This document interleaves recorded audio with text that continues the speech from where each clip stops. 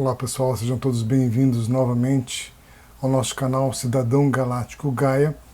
E meu nome é Paulo Donizete. Nós vamos falar hoje sobre a criação da vida dentro do mundo da imaterialidade. Esse foi um vídeo muito complexo para se produzir, levou muito mais tempo do que eu imaginava e vale a pena vocês conferirem. Bom, imaginem vocês, nós aqui na dimensão 3D, falando de uma realidade dimensional acima de 50D. É algo assim, uma mudança muito grande de gradiente, né? Onde existe uma grande diferença de padrão vibratório entre a realidade terrestre e os níveis superiores de energia. Vamos ver que uma supramônada e os seus desdobramentos entre as dimensões de 35D, 20D, 10D e até chegar à nossa dimensão, na terceira dimensão, 3D.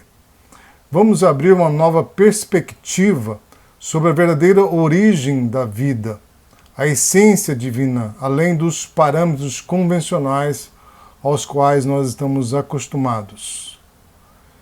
Então vamos, dentro desse primeiro slide, falar a respeito de um filho paradisíaco ancestral chamado Iansak.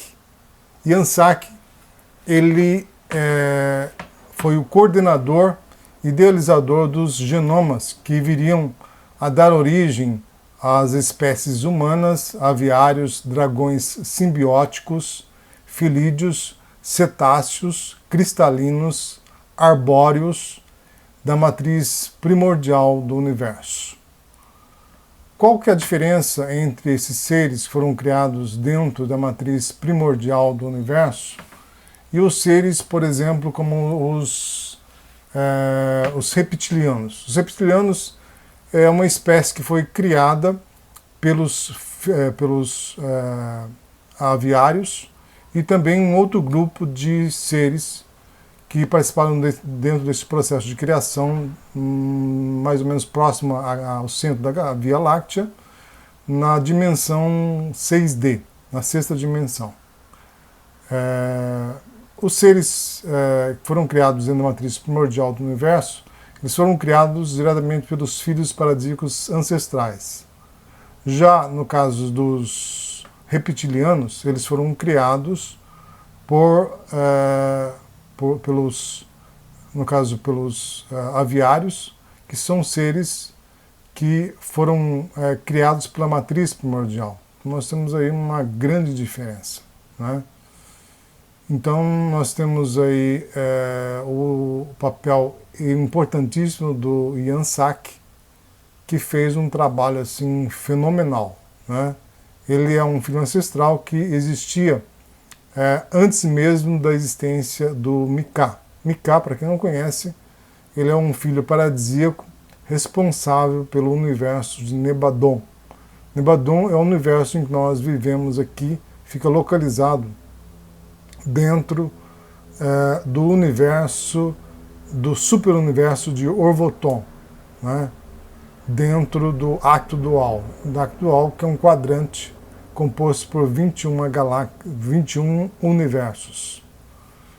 Então, é provavelmente que o Iansak ele tenha chegado antes mesmo da construção, antes da plasmagem de Ravona Shankar, né? Ele formatou o genoma de mais de 3.600 matrizes de DNA e RNA ao nível imaterial das raças mais avançadas dos protótipos genéticos do Acto Dual. O Acto Dual, como eu falei, é um quadrante do superuniverso de Orvoton, ao qual nós estamos presentes, o nosso universo está presente dentro desse Acto Dual. Era necessária uma codificação de base genética atômica molecular da transferência de axônio, lepton e quarks para criar as bases nitrogenadas, ou seja, as bases de nitrogênio, que dariam origem à vida biológica em diferentes níveis dentro do mundo físico material. Então, naturalmente que a vida biológica dentro do nível material, esse mundo material é considerado a partir de abaixo de 8D, entre 8D e até 1D. Portanto, era necessário encontrar um veículo comum. O que seria esse veículo comum?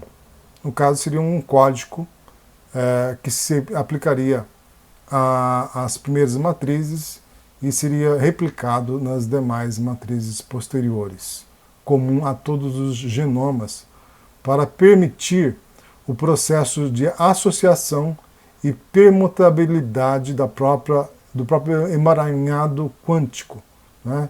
Que nós chamamos de entrelaçamento quântico entre todas as espécies do ponto de vista espiritual, ou seja, do espírito, alma e matéria. Dentro da sequência final, que nós temos aí o processo da encarnação. Então vamos ver agora, no próximo slide, a atuação dos filhos paradisíacos ancestrais na criação das supramônadas. Então nós temos aqui os filhos paradisíacos criadores, né, que atuaram dentro do processo de fecundação da supramônada, que é a primeira vida que existiu dentro do mundo imaterial, utilizando do genoma que foi criado pelo filho paradisíaco ancestral, Yansak. Dentro desse processo de fecundação, nós temos dois elementos aí. Nós temos, de um lado, a consciência, a energia da consciência dos filhos paradisíacos, e, de outro lado, nós temos os devas primordiais.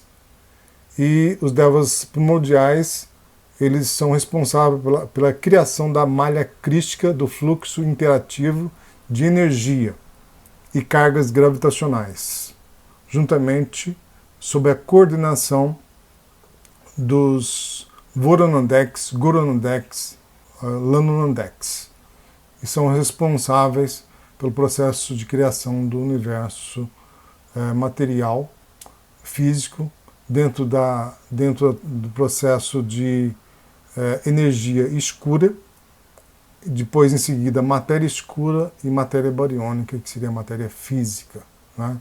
Então nós temos aí a criação da supramônada, mais ou menos no nível entre 50 e 35D. Depois, em seguida, nós temos a mônada, que fica localizada entre 35 e 20D.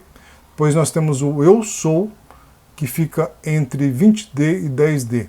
E nós temos aí abaixo, nós temos o espírito alma, e abaixo nós temos finalmente, dentro do nível abaixo de 8D, a realidade biológica e os corpos físicos.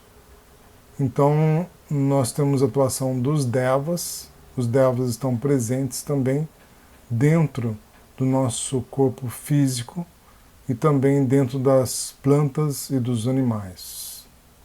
Então, uma combinação entre a consciência dos filhos paradisíacos que se desdobraram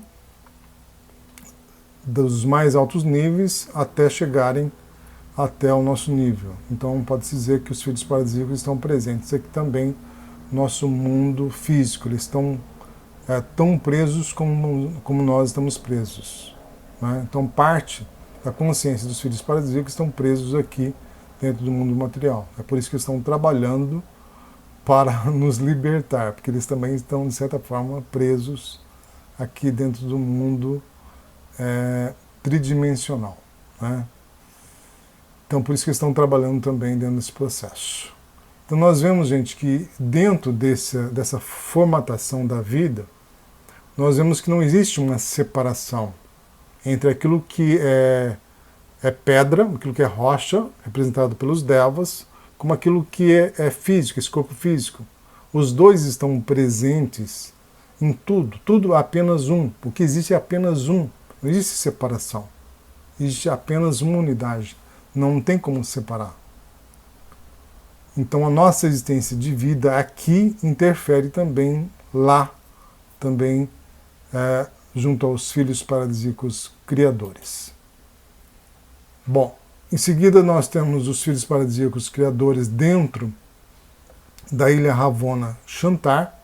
Ravona é uma grande ilha onde centraliza o centro dos superuniversos. E depois dos superuniversos, dentro de cada superuniverso, nós temos então aí os universos, que no caso nosso, nós pertencemos ao superuniverso de Urvoton. Então nós temos aí no superuniverso de Urvoton o universo de Nebadon. Então nós temos a atuação aí dos Devas, junto à ordem Lanonandek, para dar sustentação a todo esse projeto, dentro da energia escura, matéria escura e matéria bariônica. E nós temos o desdobramento dos filhos paradisíacos, que dentro de uma carga gravitacional, eles replicam dentro das várias densidades, a partir da mônada, a partir da supramônada, da mônada, do eu sou, do espírito alma e do corpo físico. Então nós temos aí todo esse processo. E dentro do espírito alma, para o corpo físico, nós temos o processo encarnacional, processo de encarnação. Então nós temos a criação do DNA imaterial, que passa por todo um processo e vai de forma gradativa, chegando até um nível 3D, se tornando então o DNA fisiológico. Os filhos paradisíacos criadores trazem o genoma, que foi criado inicialmente, a matriz de genomas, criados pelo filho paradisíaco Nyansak, e se desdobram em códigos energéticos e vão sendo formatados a cadeia genética estrutural, que vai sendo de forma gradativa, leva-se milhões de anos esse processo, em que é criado a supramônada, em seguida a mônada, depois cria-se o eu sou, em outro nível, o espírito alma e o corpo material. Isso tudo dentro do processo de desaceleração da energia morontial inicialmente, que depois se transforma em energia escura. Por que é chamado de energia escura? É chamado de energia escura porque os cientistas não souberam ainda definir exatamente o que é essa energia. É por isso que ela é chamada de energia escura. E depois de energia escura, nós temos aí nas dimensões inferiores, nós temos a matéria escura e depois, finalmente, a matéria bariônica. Que a matéria bariônica seria a matéria física nossa aqui em que nós vivemos. Então, uma vida que se iniciou a partir da supramônada, ela sofre um processo em que ela vai se desacelerando e vai sendo criada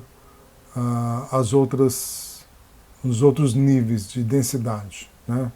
Até chegar no genoma da vida do mundo material, que compreenderia entre 8D até 1D, e onde nós estaríamos inseridos, que seria na 3D. Eu creio que essa parte ficou clara, mas se vocês tiveram algumas dúvidas, por favor, deixem nos comentários. Dentro desse processo de acoplamento da antimatéria na matéria, o espírito-alma tem certa semelhança aos neutrinos.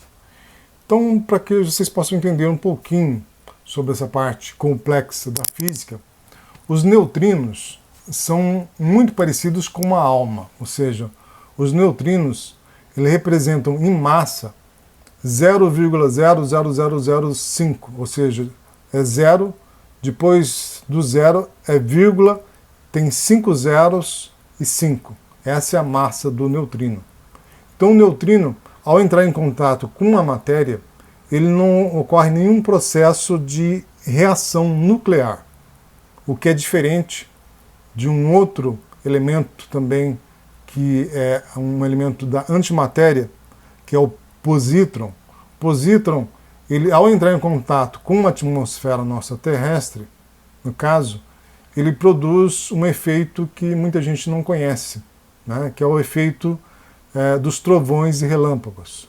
Os trovões e relâmpagos é produto da reação atômica do positron que entra em contato com uma matéria bariônica e aí um processo de reação.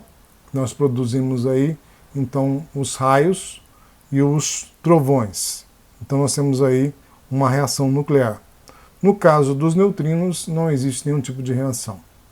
Ele é, digamos assim, ele é parte integrante também da alma. É uma antimatéria. Os dois são antimatérias, são partículas de antimatéria, tal que um reage e o outro não. Então, espero que vocês tenham entendido, né, pelo menos um pouco, como que foi esse processo da criação da vida. Então, até o próximo vídeo, um grande abraço e até mais.